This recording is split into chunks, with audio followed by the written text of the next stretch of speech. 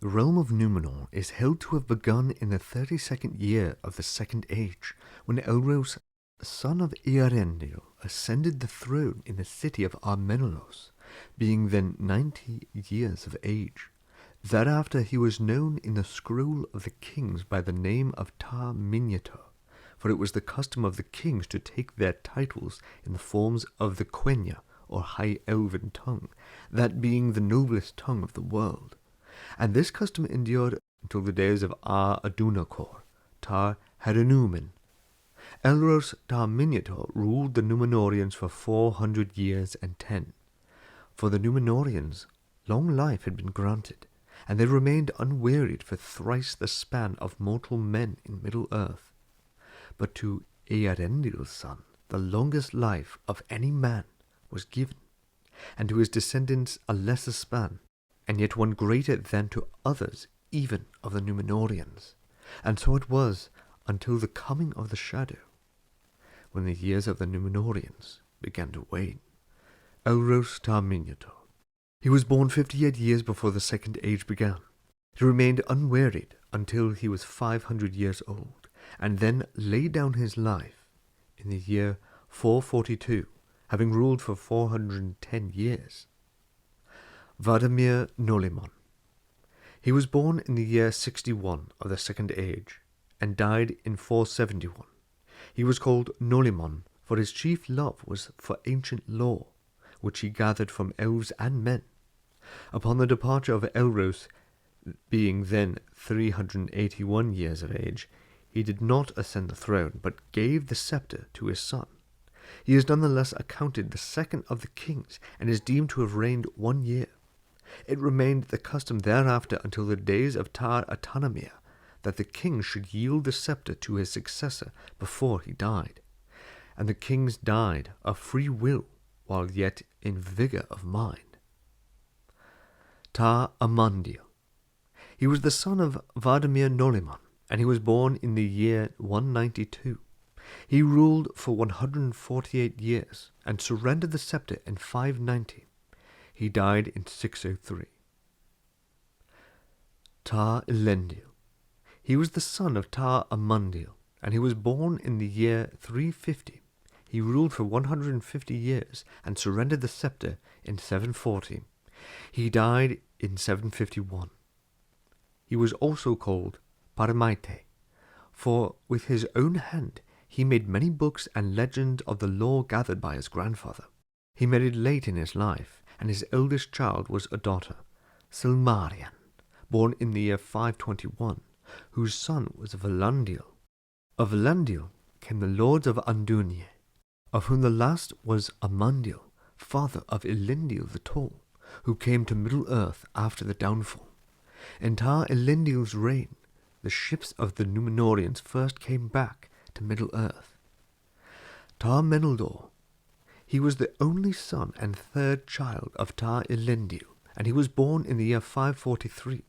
He ruled for 143 years, and surrendered the scepter in 883. He died in 942. His right name was Eärendil. He took his title Meneldur from his love of star lore. He married Almarion, daughter of Vayantor, captain of ships under Tar-Elendil. He was wise, but gentle and patient.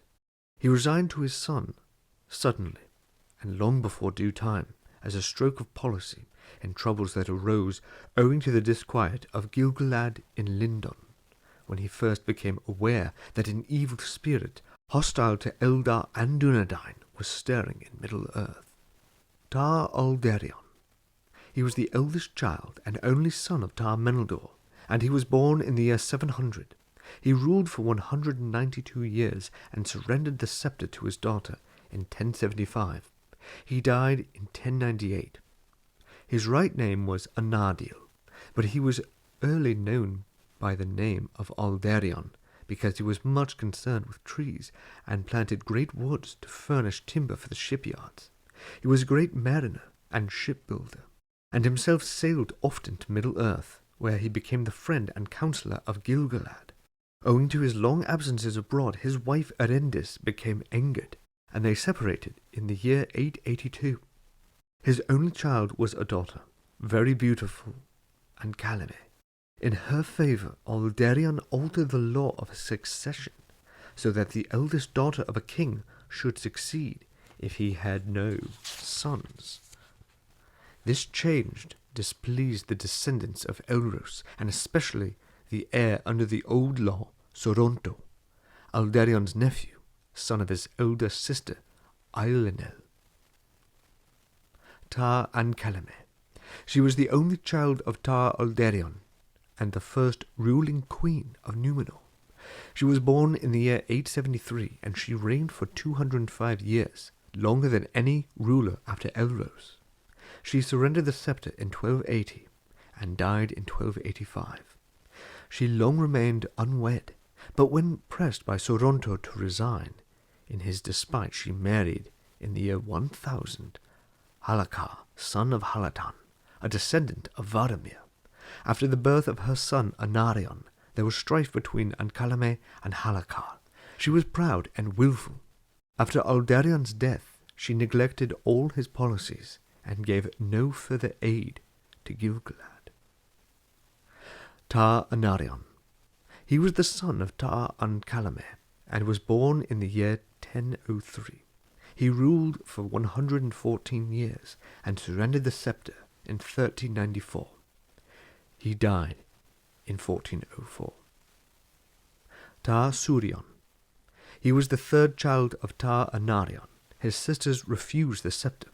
He was born in the year 1174 and ruled for 162 years. He surrendered the scepter in 1556 and died in 1574. Tar-Telperiën. She was the second ruling queen of Númenor.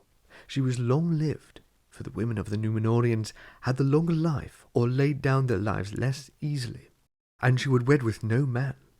Therefore, after her day, the scepter passed to Minastir. He was the son of Isilmo, the second child of Tar-Súrion. Tar-Telperiën was born in the year 1320. She ruled for 175 years until 1731 and died in that same year. Tar-Minastir. This name he had because he built a high tower upon the hill of Orumet, nigh to Andúnie and the west shores, and thence would spend great part of his days gazing westward, for the yearning was grown strong in the heart of the Númenorians. He loved the Eldar, but envied them. He it was who sent a great fleet to the aid of Gil-galad in the first war against Sauron. He was born in the year 1474 and ruled for 138 years. He surrendered the scepter in 1869 and died in 1873. Tar-Ciryatan. He was born in the year 1634 and ruled for 160 years. He surrendered the scepter in 2029. He died in 2035. He was a mighty king, but greedy of wealth. He built a great fleet of royal ships, and his servants brought back great store of metals and gems and oppressed the men of Middle-earth. He scorned the yearnings of his father and eased the restlessness of his heart by voyaging east and north and south until he took the scepter. It is said that he constrained his father to yield to him ere of his free will he would. In this way, it is held, might the first coming of the shadow upon the bliss of Númenor be seen. Tar-Atanamir the Great. He was born in the year 1800 and ruled for 192 years, until 2221, which was the year of his death. Much is said of this king in the annals, such as now survive the downfall, for he was, like his father, proud and greedy of wealth, and the Númenorians in his service exacted heavy tribute from the men of the coasts of Middle-earth. In his time the shadow fell upon Númenor, and the king and those that followed his law spoke openly against the ban of the Valar, and their hearts were turned against the Valar and the Eldar. But wisdom they still kept, and they feared the lords of the west, and did not defy them. Atanamir is also called the Unwilling, for he was the first of the kings to refuse to lay down his life or to renounce the scepter, and he lived until death took him perforce in dotage. Tar-Ancalimë. He was born in the year 1986 and ruled for 165 years until his death in 2386. In his time, the rift became wider between the king's men, the larger part, and those who maintained their ancient friendship with the Eldar. Many of the king's men began to forsake the use of the elven tongues and to teach them no longer to their children. But the royal titles were still given in Quenya out of ancient custom rather than love, for fear lest the breaking of the old usage should bring ill fortune. Tar-Telemmaitë. He was born in the year 2136 and ruled for 140 years until his death in 2526. Hereafter the kings ruled in name from the death of their father to their own death, though the actual power passed often to their sons or counsellors, and the days of the descendants of Elros waned under the shadow. This king was so called because of his love of silver, and he bade his servants to seek ever for mithril.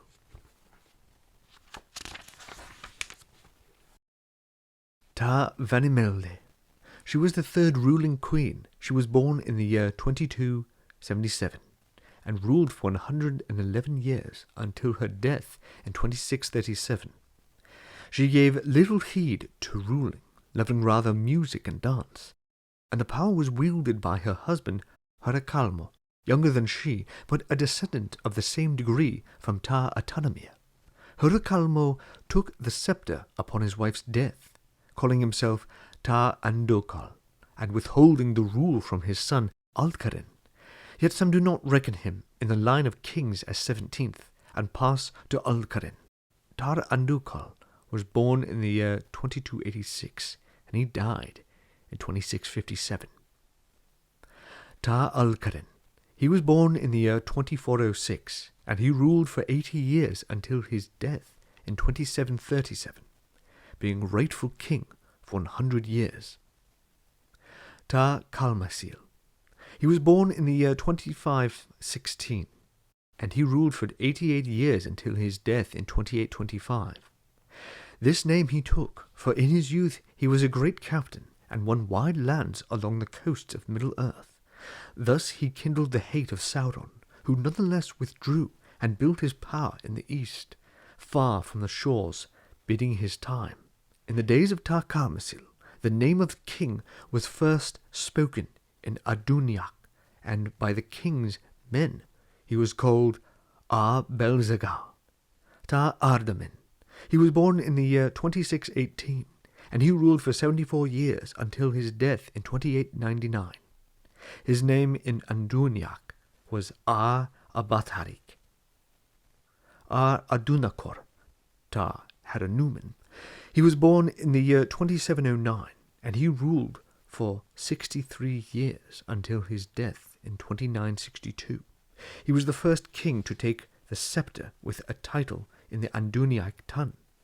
Though out of fear, as foresaid, a name in Quenya was inscribed in the scrolls, but these titles were held by the faithful to be blasphemous, for they signified Lord of the West, by which title they had been wont to name one of the great Valar only, Manwë in especial.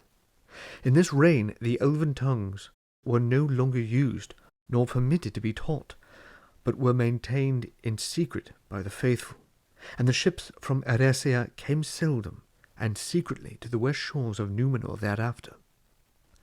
Ar-Zimrathôn. Tar-Hostamir. He was born in the year 2798, and he ruled for 71 years until his death in 3033. Ar-Sakalthôr. Tar-Falassion. He was born in the year 2876, and he ruled for 69 years until his death in 3102. Ar-Gimilzôr. Tar-Telemnar. He was born in the year 2960, and he ruled for 75 years until his death in 3177. He was the greatest enemy of the faithful that had yet arisen, and he forbade utterly the use of the Eldarin tongues, and would not permit any of the Eldar to come to the land, and punished those that would welcome them. He revered nothing, and went never to the Hollow of Eru. He was wedded to Inzilabeth, a lady descended from Tar-Calmacil, but she was secretly of the faithful, for her mother was Lindore, of the house of the lords of Andúnie, and there was small love between them, and strife between their sons. For Inziladun the elder was beloved of his mother, and of like mind with her. But Gimilcad the younger was his father's son, and him Ar-Gimilzôr would fain have appointed his heir, had the laws allowed. Gimilcad was born in the year 3044, and he died in 3243.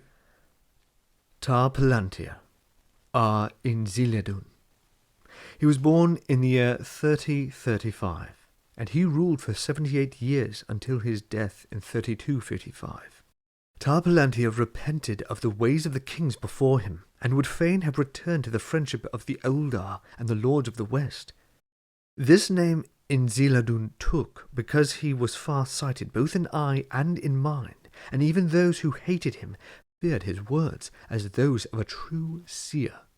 He also would spend much of his days in Andúnie, since Lindore, his mother's mother, was of the kin of the lords, being sister indeed to Eärendil, the 15th lord and grandfather of Númenor, who was lord of Andúnie in the days of Tar-Palantir, his cousin, and Tar-Palantir would descend often to the ancient tower of King Minastir, and gaze westward in yearning, hoping to see, maybe, some sail coming from Eresia.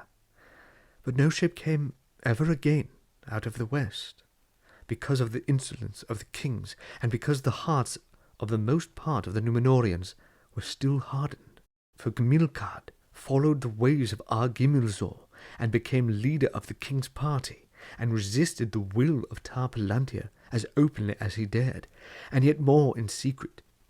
But for a while the faithful had peace, and the king went ever at due times to the hallow upon the Meneltama, and the white tree was again given tendance and honour.